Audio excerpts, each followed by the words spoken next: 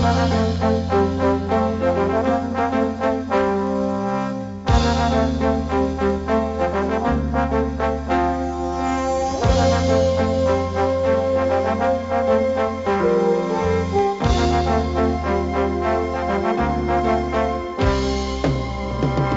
I'm Brian Tracy, and welcome to this program on time management.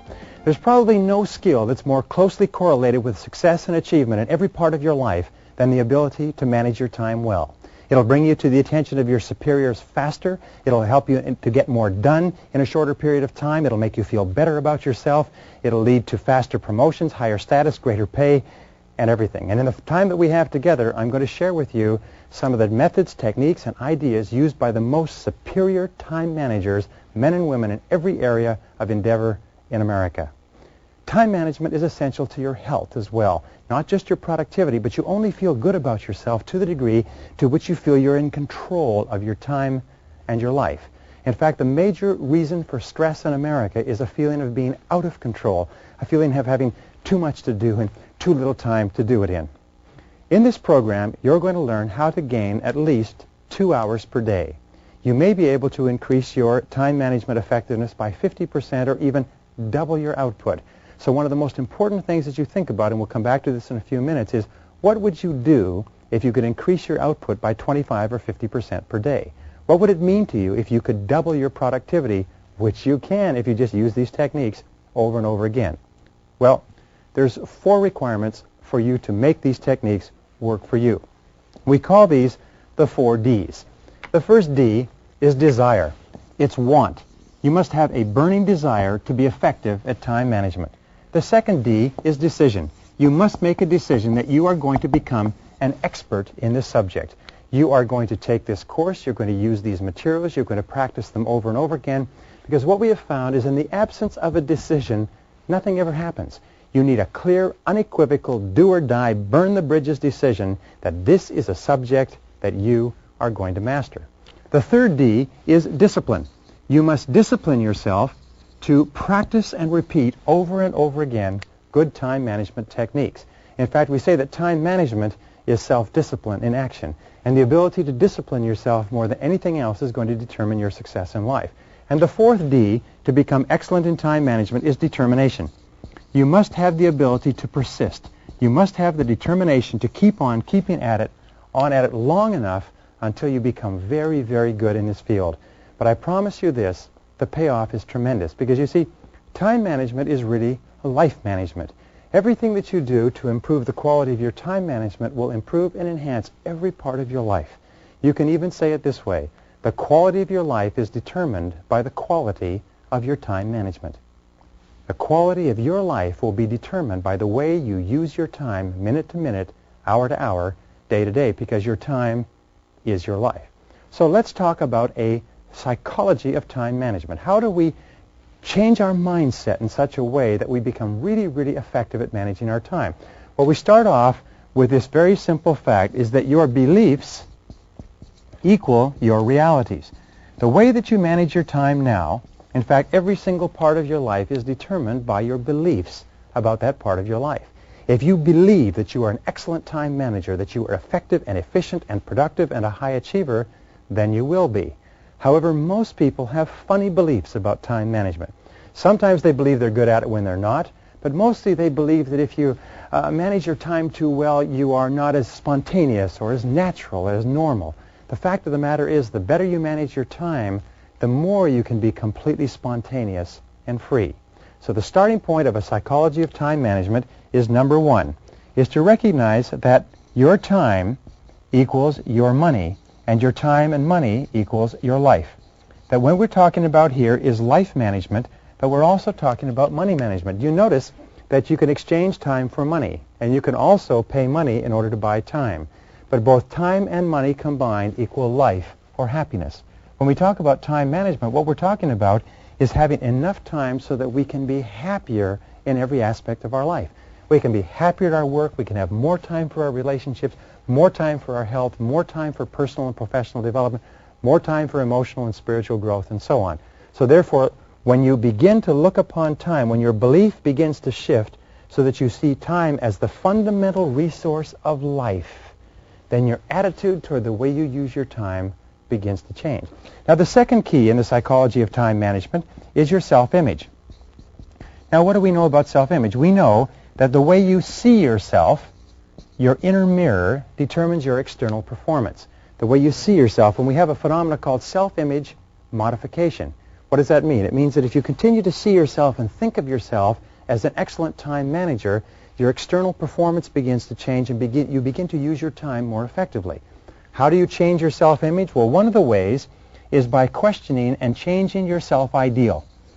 You see, our self-image is largely formed by the people that we admire and look up to, whether we know them personally or read about them or something else. So a good question is, in terms of time management, who do you most admire and respect? Who would you most like to be like? Who do you feel is really well organized and very productive and gets a lot done? What you do is you begin using that person as your ideal and patterning your behavior after the most effective time manager that you know, and surprise, surprise, your own time management starts to get better. And this brings us to the most important part of the human psyche, which is your self-esteem. Now, your self-esteem has been defined many ways, but your self-esteem is largely how much you like yourself, how much you respect yourself, how much you value yourself. And what we've determined is that underlying self-esteem is what is called self-efficacy. Self-efficacy means that you like yourself to the degree to which you feel you are effective at performing what's important to you. So every single act of time management where you feel more effective and more capable and more competent causes your self-esteem to go up. It causes you to like yourself more and makes you more effective, better, more personable, more relaxed, happier in every part of your life. So, again, the fourth key in the psychology of time management is to see yourself as a poor time manager. To start off with and say, imagine for right now that I am a poor time manager, that I'm not particularly good. And the reason for this is simply this. Many people, if they are convinced they already know something, make no effort to learn it. But if they're convinced that they don't know it and that there's an enormous amount to learn, they become hungry for knowledge. So imagine that you don't know very much about time management. Don't make the mistake that the unconscious incompetent does. This is the person who does not know and does not know that they do not know. This is a person who falls into the intelligence trap of the low performer. They convince themselves that they don't need to learn anything and they can't be taught anything. This is the truly hopeless case. So imagine you're a terrible time manager and that everything you're about to learn is vitally important to your success and your promotion. Number 5 key in the psychology is look upon time management as a vehicle. Time management is a vehicle. It's a tool. It gets you from where you are now in your life to where you want to go in the future. Do you want to increase your income? Do you want to increase your level of performance and output? Do you want to increase the quality of your life, your position, your status? Time management is how you get there. Remember, time management is life management. It's the way you use your time in your life that will determine where you are now, where you'll be in a week, a month, a year, where you'll end up. So look upon it as a vehicle. Look upon it as a calculator or a computer that you can learn to operate in order to get yourself to where you want to go faster and more efficiently. Number 6 is imagine that you can gain 2 hours per day. 2 hours per day will translate into roughly 10 hours per week, and 10 hours per week will translate roughly into about 500 hours per annum. Ask yourself what you would do with a 25% increase in your productivity and performance. What would you do with the time? You see, what we know is the more you are clear about how you would use the time you would save, the more likely it is that you will engage in the activities that allow you to save the time. What would you do with a 25% increase in your time? Some people write books. Some people dramatically increase their performance and their output in their chosen career. Some people are more effective in other things that they do. So first of all, decide why you want the time, and the more you want the time, the more intense your desire to get that time, the more likely it is that you'll learn the skills. Number 7, the key to your rewards in life, both tangible and intangible, is the level of your service. You will always be paid in direct proportion to the value of your service to other people. So one of the very smartest things you can do is to always think in terms of how you can increase the value of your service. Because if you increase the value of your service, you'll increase everything else. Number 8 is to remember the difference between failures and successes is simply this, is that successes are more productive. They use their time well. Failures work the same number of hours and sometimes even more hours, but you know what happens? Is they're not very productive. They work at low-value tasks. They get very little done. The fact of life is you'll always be paid for what you produce. If you want to earn more, achieve more, you must produce more. You must concentrate on what successful people do, which is producing things that are better and more valuable than others. Number 9 is what is called the factory model. Now, the factory model simply says that a factory has 3 parts. It has inputs, it has activities, and it has outputs. And your job is to produce outputs. You will always be paid for the quality plus the quantity of your outputs. And one of the most important questions to ask yourself all the time is, what outputs have I been hired to accomplish? The great majority of people get tied up in activities, and they spend all of their days engaging in activities, but they lose sight of the outputs. The most productive people in America are intensely focused on outputs. Number 10 is that the key to motivation, to feeling terrific about yourself, to having high energy, to having high self-esteem, to have a positive mental attitude, is achievement. It goes back to self-efficacy, but whenever you achieve something important, your motivation goes up. Now, what does this mean? It means working on low-value tasks, even if you complete them, gives you no bang for the buck. You only get motivation, you only get excitement and enthusiasm when you complete a high-value task. Think in terms of high value, because the psychological impact can be tremendous. Your most positive people are those who are producing and achieving at high levels. Remember that time management is a skill. It's a skill like anything else which is learnable. Just like you learned how to ride a bicycle or operate a computer or work a calculator or do mathematics, you can learn a time management skill by practice and repetition over and over again, and it'll serve you all the days of your life. By the way, one of the very best uses of time is to develop a skill that enables you to save time for months and even years. Number 12 is new habits of time management or anything else take about 21 days. So make the decision that you're not going to try to change the whole world, but as you go through this program, you're going to pick one time management habit at a time, and you're going to work on that until you have locked it in, and then another, and then another. So when you launch a new habit, launch strongly. Never allow exceptions. Keep at it over and over again until it's locked in, until you feel uncomfortable if you don't do it. Number 13 is to remember this, is that time management is your key to the future. It's your key to the future. Everything that you ever will be is determined by your ability to manage your time. Everything that you could ever want or dream of in life is going to be determined by how you utilize your time between now and there. Number 14, remember that time management, as we said before, is a discipline. Time management is a series of habits that require repetition and practice, and the ability to manage your time is a measure of self-control, self-mastery, self-discipline. It's a measure of your overall character. Every single act of self-discipline in managing your time better increases your ability to discipline yourself in every other area. Every single time management skill that you learn increases your ability to use other time management skills. But every laxity in discipline in time management causes your level of discipline in other areas to decrease simultaneously. It's very, very important. Number 15, there's a direct relationship between the amount of control that you feel that you have in your life and the amount of freedom that you feel that you have. We have what we call the law of control, which says that you feel positive about yourself to the degree to which you feel you're in control of your own life. And you feel negative about yourself to the degree to which you feel you are out of control. We say that you have the same sense of freedom. The more you feel in control, the freer you feel, and the more is your positive mental attitude. You feel more positive about yourself to the degree to which you feel you're in control, and you feel negative, you have a negative mental attitude to the degree to which you feel you're out of control, and time management gives you control. Number 16, remember the only time you'll ever have is now. Don't worry about the past. Discard past labels with regard to time management. Focus on today, this hour, this minute, and manage your time now, and the future will take care of itself. Number 17, remember the key to leadership is 2 things. The first is performance. The key to leadership is the ability to get the job done. And the second part of leadership is results. Intense result orientation. Number 18, we're getting to the end, is set a good example. Imagine yourself as a role model for others. One of the very best ways to teach yourself time management is to look upon yourself as a role model. And number 19, remember this: the greatest motivator for becoming good at time management is that there are high payoffs involved. High payoffs in terms of earning more money, feeling more satisfied, being happier, having higher levels of self-esteem, feeling terrific about yourself, coming to the attention of your superiors. When you become excellent in time management, your future is literally guaranteed.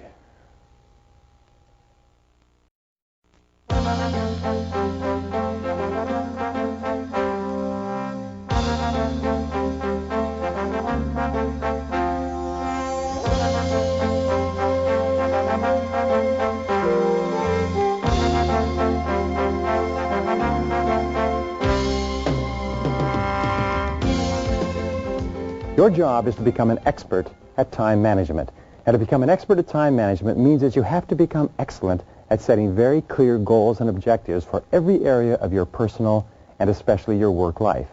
In fact, your ability to set goals and clear objectives can increase your productivity by as much as 50% literally overnight by becoming far more clear about what it is you're trying to do and how you're trying to do it. We always encourage people to ask, what am I trying to do? How am I trying to do it? What am I trying to do? How am I trying to do it?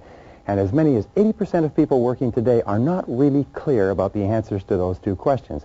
In fact, if you ask what the major source of stress is in the American workplace, interviewing thousands of workers, it's not knowing what's expected. Not knowing what's expected. So your ability to set very clear goals and objectives for your work is going to have more of an effect on what you produce than anything you can imagine. In fact, the very worst waste of time is to do very well what need not be done at all. So we talk about goals and objectives. We start off with what we call MBO, or management by objectives. Now, management by objectives means that you keep yourself on track by working consistently toward accomplishing very clear, specific objectives that are fundamental to your success in your work and in your personal life. We start off with personal MBO, and we encourage you to set goals in 3 critical areas of your life. The 3 critical areas are, first of all, you need goals in your personal areas, your personal and family. These are your reasons why. Why are you doing what you're doing? Why are you working at what you're working? What's the purpose of your life? People who are the most productive in their work lives are perfectly clear about why they're doing what they do. Now, the second part of your goals, or the second type of goals, are what we call your career and your financial goals. And these are what we call the how. These are how you get from where you are to where you want to be. These are how you achieve what you want to accomplish. And the third type of goals that you have to set are your personal and professional development goals. These personal and professional development goals are the what. By learning the what, you learn how to do the how, and the how enables you to have the why. So when we talk about management by objectives, there are 4 keys to management by objectives. For anything that you have to do, here's the 4. First is definition. What is it that you're trying to accomplish? What is it that you're trying to accomplish? Be very clear, and be clear on paper. Number 2 is a clear measure. How are you going to know that you've accomplished it? If you're setting objectives with someone else, or someone else is setting objectives with you, be very adamant. If you take a job, say, what do I have to do in order to get a raise, in order to get paid more money? The third is a plan. How are you going to get from where you are to where you want to go? And the fourth is very simple. What is your schedule? What is your timeline? Every goal must be time-bounded. Now, this brings us back to what we call your major definite purpose. Your major definite purpose is your most important number 1 goal. So in setting your life and organizing your life to manage by objectives, we say, first of all, ask yourself, what would I want to be, have, or do in every area of my life if I had unlimited time, unlimited money, unlimited resources? Create for yourself a dream list. Write down everything that you would want to be or have or do in the next 5 or 10 or 15, 20 years, or in your whole life. Then take and go over that list and say, what one great thing would I dare to dream if I knew I could not fail? What one great thing would I want to accomplish if I knew I could not fail? And make that your major definite purpose. Once you have a clear sense of your objectives and your goals and what are most important, then you can sit down, begin to organize your life, and your productivity is going to go up dramatically. In fact, we say, if we take number 2, we say that the key to life is goal setting, because goal setting is the master skill. Goal setting is the master skill. Your ability to set goals and to make written plans for their accomplishment is more important to you than any other single skill. An average person with very clear goals and plans is going to supersede and do far better than a superior person who doesn't have them. My wife has a sure-shot camera. Now, a sure-shot camera is beautiful in that it is calibrated so that when you aim it at something, it focuses automatically. A friend of mine who's a professional photographer and wins international prizes has a $10,000 Hasselblad. Yet my wife can take better photographs than my friend all day, every day, if my friend is not allowed to do just one thing, and that is to focus. So you find that a person who can focus with average capabilities is far more effective than a person who cannot focus, who has superior capabilities. Your ability to write out your goals and make plans for their accomplishment is the master skill of success. Now, the third key is to ask this question: why are you on the payroll? With regard to your work, why are you on the payroll? Why? What have you been hired to accomplish? If you were to go to your boss, if you were to look at your job description, if you were to look at what you are expected to accomplish every single day, why are you on the payroll? It's the fundamental question of success in the world of work. Once you answer this question, another way of asking the same question is, what are your key result areas? You have been hired to achieve a variety of results. What are your key result areas? The ability to clearly establish key result areas is to look at all the things that you have to do and pick your number one key result area, your number two key result area, and so on, is the essence of high performance. So what are your key result areas? Why have you been hired? What are you on the payroll for? What can you and only you do that, if done really well, will make a real difference? Now, number 5 is, what are your core functions? Again, a part of managing by objectives and setting goals is to clearly define your core functions. Your core functions are the functions upon which everything else you do depends. If these are done extremely well, then everything else is secondary to it. For example, the core function of a salesperson may be seeing qualified prospects and making presentations. If the salesperson does that, then the sales, the orders, the implementation, the service, the revenues, everything else will take care of that. So ask yourself, what are my core functions? Because the natural tendency of most people is to focus on ancillary functions and become very busy, engaged in activities, and lose sight of their goals. Then one of the most common mistakes of mankind is to forget what you originally started out to do and get sidetracked into other things of lesser importance. Now, the 6th thing is to ask yourself, what are your output responsibilities? What are your output responsibilities?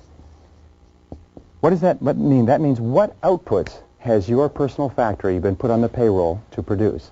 What are the outputs that are expected of you? There are 4 ways that you define an output.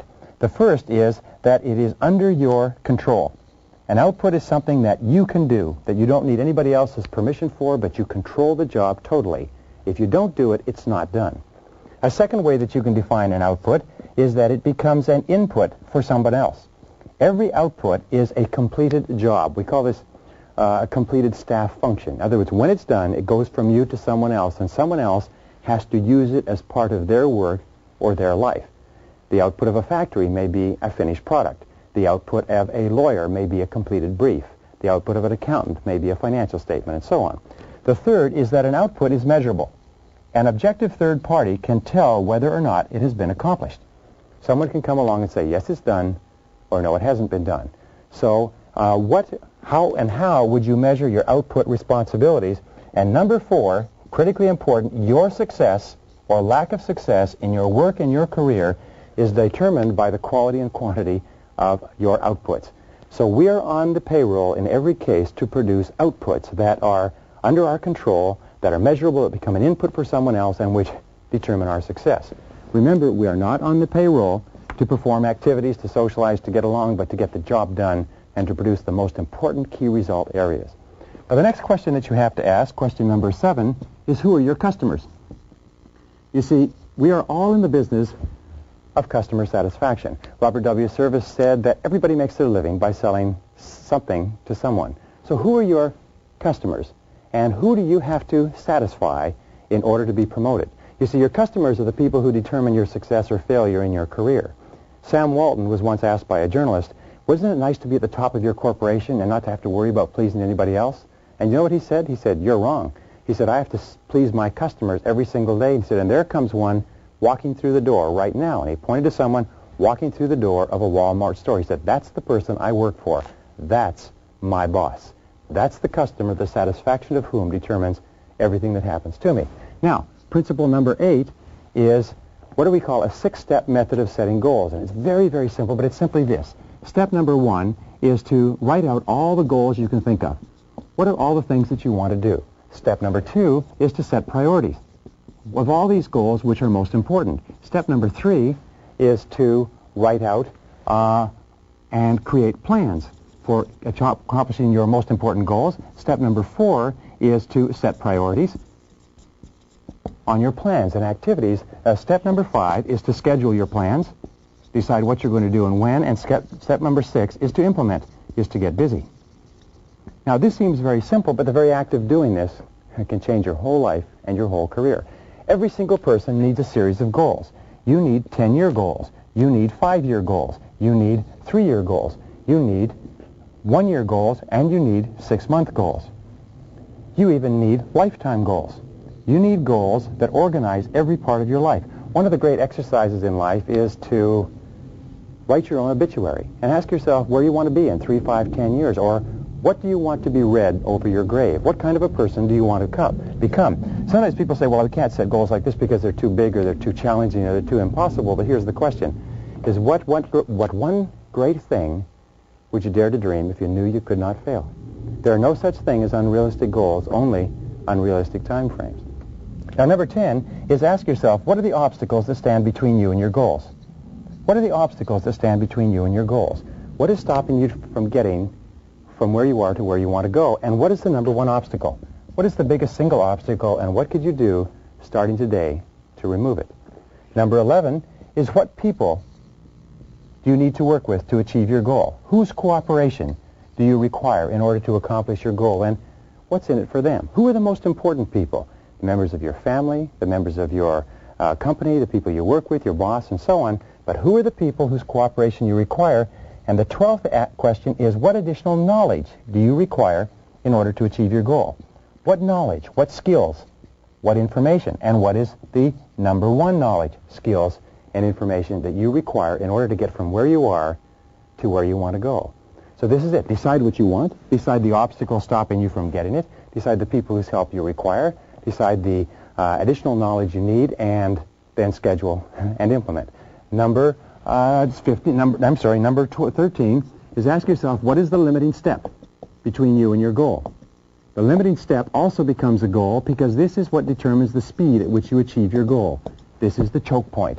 This is the critical factor that is the bottleneck between you and wherever it is you want to go. So what is your limiting step between where you are and where you want to be? Number 14 is the need for clarity. Now here's an important point, is the more clear you are about your goals and objectives, the easier it is for you to accomplish them. The more clear you are about what you want, the more clear your mental pictures of reality, the more likely it is that you will move step by step from where you are to where you want to go. Clarity enables you to visualize. And we know that all really successful men and women are capable of seeing the goal clearly in their mind before they realize it. The more time that you spend writing out your goal or your objective and clearly describing it, especially describing what it will look like when it's complete, the more likely it is that you will achieve it. All of our exercises, our exercise of dreaming big dreams, writing down all your goals, going through and setting priorities on the goals, making plans, setting priorities on the plans, scheduling, implementing, and so on, are all part of helping you see with crystal clarity what you're trying to accomplish. Asking questions every single day. Why am I on the payroll?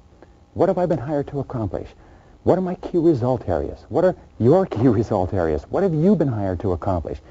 If you could only do one thing in your job each day, what one thing would make the greatest contribution to your company? If you could only make one contribution or perform in one area, performance in what one single area would contribute the most to your career? Number 15 is to dream big dreams. Dream big dreams. All men and women who are really successful have gotten into the habit of dreaming big dreams and then make them come true. Make them come true. You see, the dreamers are the movers and shakers. They're the lotus eaters. They're the men and women who have made everything happen. So have big dreams for yourself. Dream about becoming a big success. Dream about moving to the top of your field. Dream about being the very best. Dream about being excellent in your chosen field. And finally, the final point on goals is this, is to write and rewrite your goals every day. Every single day, write a clear statement of what it is you want to accomplish, where you want to go, what you want to do. If someone were to wake you up at 3 o'clock in the morning and say, what do you want to do with your life? What are your major goals? What's your major definite purpose? You should be able to tell them just like that. This is what I want to accomplish and when I want to accomplish it and how I'll measure it and how it will be done. So write and rewrite your goals every morning. Review those goals at the end of every day. Plan and organize your time every minute. And develop within yourself the goal-setting master skill of success.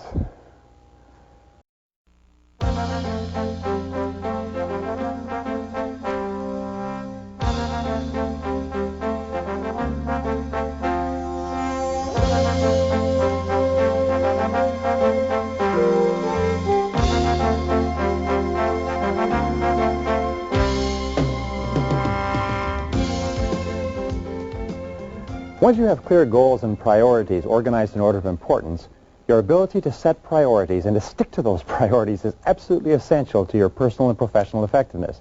In this session, we're going to talk about the key ideas and rules that you can use in order to set priorities and to get more done. Recently, in a study of 104 chief executive officers, they asked them what were the qualities that would be most likely to put a young person onto the fast track in his or her career. And the number one quality agreed to by more than 85% of the executives was the ability to set priorities, the ability to select the relevant from the irrelevant. And I've discussed this with thousands of managers over time, and you know what I've found out is they all say the same thing. Their biggest source of frustration is people who are not working on the most important use of their time. So let's talk about some of the keys to setting priorities. Key number one is what is called the 80-20 rule. Now, everybody's heard about the 80-20 rule. It's called the Pareto principle. It was developed by an Italian economist named Vilfredo Pareto in 1895, and what he discovered is over a large enough number of samples that 20% of what you do accounts for 80% of your results. 20% of your customers account for 80% of your sales. 20% of your products account for 80% of your profits. 20% of your transactions require 80% of the time involved. So the 80-20 rule says to Pareto everything, is to always be looking at what you have to do and say, what are the 20% of the things that I do that are most important to my success, both in the short term and in the long term? Look at your whole company. Look at all of your activities. What are the 20% of the things that you do that give you the greatest bang for the buck? Now, the second key to setting priorities is to distinguish between the urgent and the important. Now, this is one of the most important of all concepts, and it simply says this, is that there are 4 different types of things that you do on a daily basis, and you can divide them into 4 quadrants. If you take these 4 quadrants, you find that there are things that are urgent and things that are not urgent, and there are things that are important and things that are not important. Now, the first quadrant is quadrant 1. These are the things that are both urgent and important. Telephones ringing, people coming in, mail, temporary crisis, problems, interruptions, and so on. Most people spend most of the time working in the area of the urgent and apparently immediately important. The second quadrant are the things that are important but not urgent. The third area are the things that are urgent but not important. For instance, somebody calling you, but it's not a particularly important thing. And the fourth area are the things that are neither urgent nor important. What is it that the average person does and that you have to get free of? Well, they work in quadrant number 1 all the time because these are pressing. When they get caught up with quadrant number 1, they drop to quadrant number 3, and they do what is urgent but not important. If they get caught up with quadrant number 3, they relax and pay themselves off by doing things in quadrant number 4, things that are neither urgent nor important. However, it is in working more in quadrant 2, doing the things that are important to your career and to your life, but which are not particularly urgent, that you can increase your effectiveness dramatically.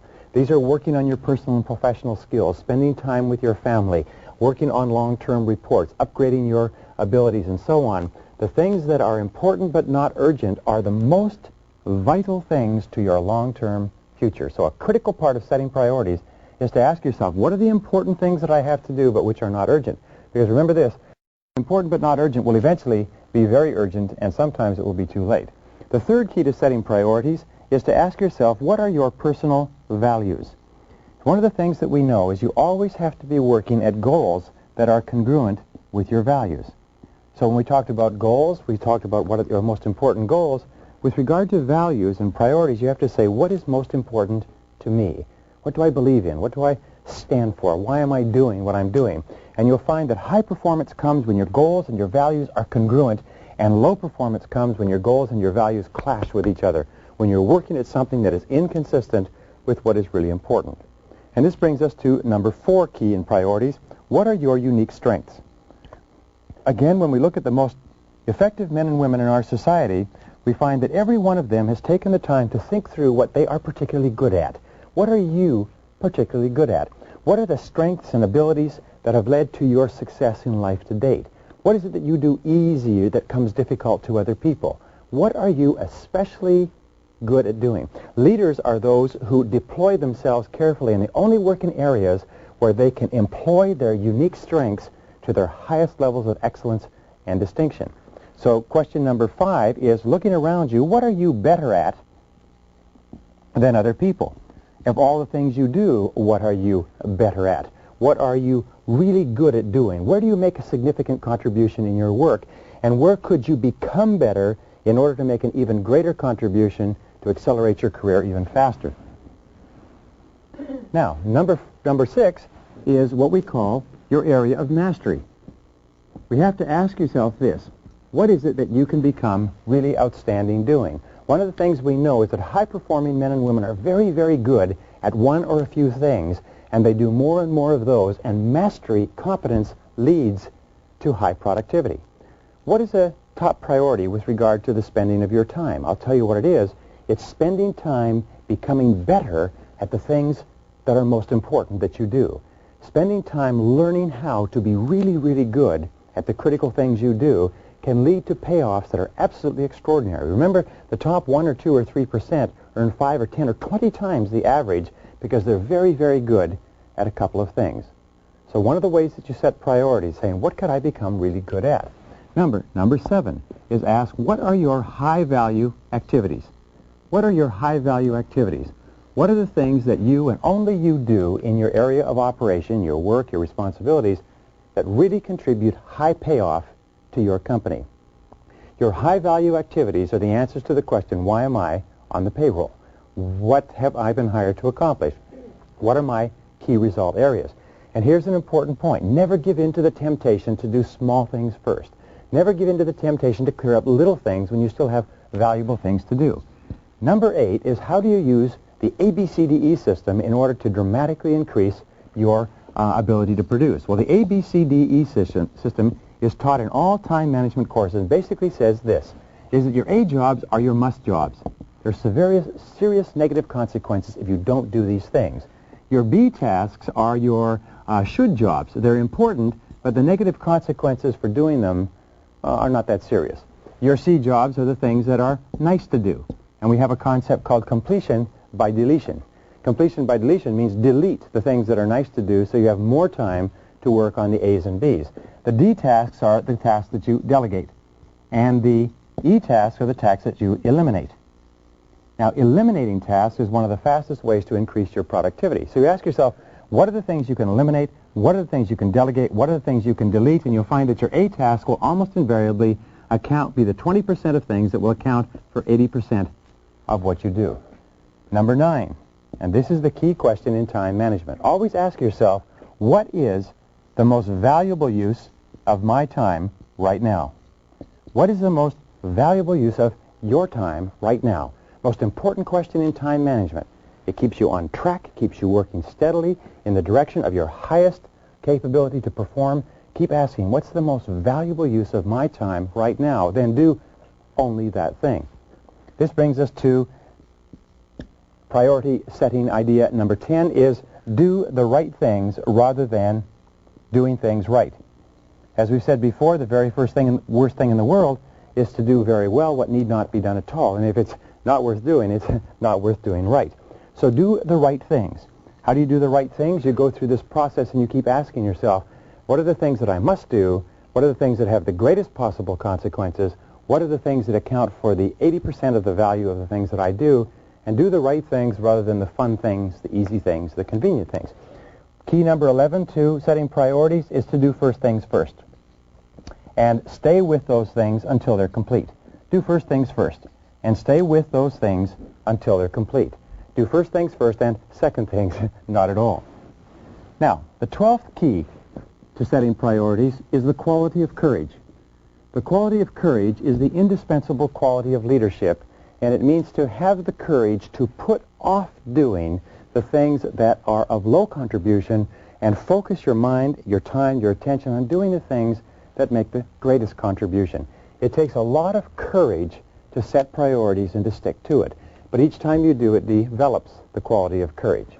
This leads us to number 13, which requires courage, and it is the establishment of posteriorities. You see, if you're going to set priorities, you also have to set posteriorities. The basic rule is this, is you can't start doing one thing unless you stop doing something else. What you have to do is you have to discard the past. You have to say, what are the things I'm going to stop doing? The people I'm going to stop associating with, the jobs I'm going to stop working on, and you have to establish them as posteriorities that may or may not have been relevant in the past, but which are not relevant to the future. They are not important in their consequences. Number 14 in setting priorities, always choose the future over the past. Always choose the future over the past. Always choose the opportunities of tomorrow rather than the problems of yesterday. Do you know that 80% of people spend their time working on solving the problems of yesterday or finding out who's to blame for them? Whenever things go wrong, always ask yourself, where do we go from here? What is the future? What do we do tomorrow, the next day? How do we solve it? Keep yourself solution-oriented, future-oriented, rather than present and past-oriented. 15th key to priorities is to focus on opportunities. Ask yourself, since you're going to have to live the rest of your life in the future, what are the opportunities of tomorrow? What are the things that you can do today that will lead to great payoffs in the future, based on everything that you know? Think always in terms of future orientation. It's the hallmark of the superior thinker. Where do we go from here? What do we do from here? Now, number 16 is to consider the futurity of all present events. The futurity of all present events. Futurity simply asks the question, what is the positive potential future impact of what I'm doing? In one of the most longitudinal studies on success, what they found was that men and women who were very successful had what they called long-time perspective. They found that cross-culturally, throughout all social, economics, and racial groups, people who had the longest time perspective were always the men and women who accomplished the most. Now, what did this mean? It meant that everything that they did on a day-to-day basis, they asked themselves, how is this likely to affect me 1 year, 5 years, 10 years, 20 years out? And the longer the time perspective, the more likely it was that those people would move up socioeconomically. They also found that people who had short time perspective, people who were only thinking about how these things would affect them today, people, if you like, were always looking for the things that were fun and easy rather than the things that were long-term and required tremendous discipline and were hard but had long payoffs. The people who concentrated on the short term were always the least successful people. The people with the long time perspective were the most successful. Remember, success, by the way, is an attitude. And the critical attitude that you need to develop to be a great success in your life is to think in terms of the long term. Practice delayed gratification. Work hard today in order to enjoy the benefits tomorrow. And one of the ways of setting priorities is saying, what is the most important use of my time right now with regard to the long term, and then do that. Number 17, remember this, there's always enough time to do the important things. We say there's never enough time to do it right, but there's always enough time to do it over. The fact is there's always enough time to do the important things. A person says, I don't have enough time, is a person who has really not thought. So ask yourself this question. What would you do with your time if you only had 6 months to live? What would you do with your time if you only had 6 months to live? You would find that your mind would become wondrously clear, as Samuel Johnson said, and it would be very clear to you what is really, really important. An exercise we put our people through in our seminars, we say, what would you do if you only had 6 weeks to live, or 6 days or 6 hours or 60 minutes. You see, when you begin to really look at your life, you'll find that there's always enough time to do the important things, but the critical thinking skill is to look at your work and do what Thomas J. Watson said, founder of IBM, think. Think about your work before you begin. Think about your work before you begin. Now, number 18 is to always be upgrading and downgrading your posteriorities and your priorities. You see, something which was very, very important to do today or yesterday may not be important tomorrow. So always be asking yourself, what are my priorities today? What were they yesterday? What need I do more of? What need I do less of? We have a natural tendency to do what is fun and to do what is easy. We have a natural tendency to do what is small and irrelevant because it's enjoyable. But the key to success is to be upgrading some tasks and downgrading the others. And finally, number 19, a key question. We call it the 1-month question. With regard to your work, ask yourself every single day before you begin this simple question. And the question is, if you were called away for an entire month and you had to leave tomorrow, what one thing would you get done before you left? Once you've written that down and thought about it, then ask yourself, if you had just enough time to do one more thing, what would it be? And then write down that. And if you do this, you'll be working on your top priorities all.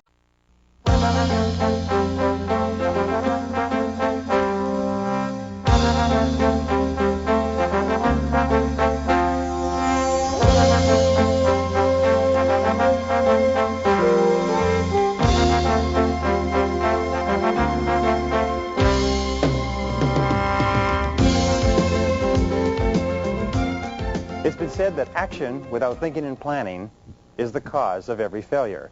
But the flip side of that is that action preceded by thinking and planning is the reason for every great success. Everything we've talked about up to now, preparing yourself mentally to be an excellent time manager, making the decision that that's what you're going to do, setting very clear goals and objectives and organizing them on the basis of priority, and then setting priorities and determining the activities you're going to engage in leads us to planning and organizing your time and your activities so that you can get the most done. And the starting point of time management is what is called the neatness habit. Now, the neatness habit simply says that you can as much as double your productivity by increasing your level of neatness. That neatness means that you clean your workplace so that it is spotless and that all you have in front of you is one specific task when you begin work. In fact, there have been lots of studies done on the subject of neatness, and over again we come back to the fact that neatness gives you self-esteem, it gives you a feeling of personal pride, it makes you look effective, it makes people see you as effective, it improves your self-image, and increases your output. So one of the questions you always want to ask yourself when you look at your workplace is, what kind of a person works at that workplace? If you look in your briefcase, you should ask yourself, what kind of a person owns that briefcase? Look at your car. What kind of a person drives that car? Because the things around you correspond exactly to the state of your mind. You know what we have found is that a cluttered desk equals a cluttered mind. A cluttered desk, a cluttered purse, a cluttered car equals a cluttered mind. So the starting point of planning and organizing is to get really neat. Neatness is the key. It's the core personal productivity habit. Now, sometimes people say, ho, ho, ho. They say, well, I know where everything is. Do you know what we have found? We have found that the person is spending so much of their mental capacity keeping what is lost organized and remembering where everything is that they don't have as much of their mental capacity available to do the work that they're paid for. And if they're productive working in a messy environment, think how much more productive they would be working in a neat environment. Now, here was the second point, is in a recent study, 50 out of 52 senior executives said they would not promote a person with a messy desk or a messy work environment. They said that they would not even give that person important responsibilities because they would not trust the person to do the job well. In fact, the tendency to work in a messy work environment can actually sabotage your profession because it holds you back from getting the opportunities that you need to be really successful. So, here is a rule. The rule in personal neatness is when you're done, put it away. Whenever you're done with anything, put it away. I have worked with Swiss chefs who've been trained in the Swiss cooking school in Geneva, and one of the things that they do is before they cook, they bring out every single thing that they need, they use it, and they put every single thing away in sequence. When you work, you will find that good craftsmen, really effective and efficient people, do it and they put it away. We say to our children, complete your transactions. Whatever you start, finish and put it away. Our children, by the way, go to a school called Montessori. Montessori builds children so they come out with tremendous levels of self-esteem and self-confidence. And their key is this, is from the age of 3, they have them engage in tasks where they start it, do it, and put it away. Start it and do it and put it away. Now, each time you finish a task and put it away, do you know what you feel like? You feel like a winner. When you feel like a winner, it excites you and enthuses you and wants you to, and gets you wanting to do even more. So putting your tasks away is a powerful way to pump up your own self-esteem. The rule is, when you've completed it, do it away. Put it away. Number 4 is, whatever task you're working on, handle it only once. Handle it only once. This is one of the most powerful of time management tools. It means if you're going to pick up a piece of paper of any kind, do something with it. If you cannot act on the piece of paper or complete it, at least do something with it which moves it along one stage in the work process. Many studies show that the average executive picks up an important piece of paper as many as 5 times before he or she acts on it. Do you know what that means? It means that you increase the amount of time necessary to deal with a piece of paper by as much as 500% by simply avoiding dealing with it when you pick it up the first time. So here's a very simple, powerful system that's been developed with regard to papers, and it's called the TRAF system. The TRAF system has 4 letters, T-R-A-F. T stands for toss. Put it in the wastebasket. Tossing is one of the most powerful things that you can do. Ask yourself, what would happen if I couldn't find this piece of paper again? Do I really need this piece of paper? Does it need to be filed? Am I going to examine it or read it? Do you know what one of the biggest problems in the American workplace is today? It's called pile-itis. Pile-itis means we keep piling up things that we think that we're going to read or use sometime and we never do. So use your wastebasket generously. Here's your basic rule. When in doubt, toss it out. Now, number 3 is refer. Refer it or delegate it to someone else. If it's not your job, or you can give it to someone else or pass it on to someone else, by all means pass it on to them rather than sitting and thinking about it yourself. Peter Drucker says that the average person has to delegate everything that is possible so that you'll have enough time to do the 1 or 2 things that make a big difference. The 3rd letter is A, is action. Now, if you're going to take action on it, have what is called an action file. An action file is, in my estimation, a red file. I use that. And these are things that you're going to work on, but perhaps you can't work on them now, so you move it along one step by putting it in your action file for work later. And the 4th step is file. Now, here's the critical rule. Only 80% of everything that is filed is never used again. It's never called for again, and it's never required again. So again, ask yourself, before you assign that and create work for someone else in filing something, by all means say, am I ever going to need this again? If we're not going to need it again, throw it away. Ask yourself another question. If we really needed this, it was a terrible emergency, could we get it back again? Could we call somebody? Could we pick it up? And if you could, throw it away. 80% of what you file will never be seen again. Now, number 6 in planning and organizing is preparation. Before you begin to work, have everything that you need. Have everything at hand. Again, look upon yourself as a craftsman or a craftswoman, and what you'll find is the very best workers prepare everything. They have their pens, their papers, their calculators, their details, their files. Everything they need is at hand so that they can sit down and they can work without getting up. Your poor workers, by the way, are always having to get up and get something and come back, and get up and get something and